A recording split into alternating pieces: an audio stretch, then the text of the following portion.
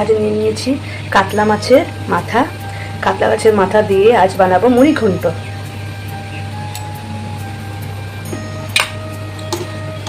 প্রথমে নুন হলুদ দিয়ে কাতলা মাছের মাথাটাকে ভালো করে মাখিয়ে ভেজে নেব।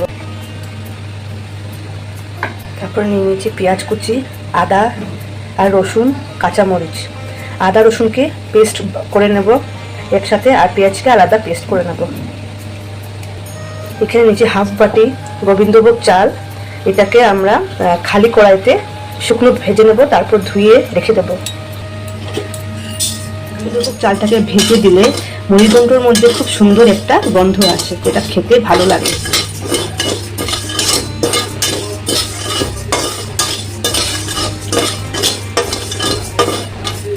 ভালো করে এটাকে হালকা ভেজে নেব।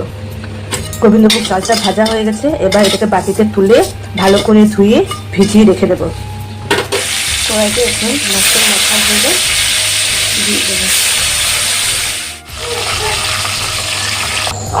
এবার ওই তেলের মধ্যে আলুগুলো ভালো করে ভেজে নেব।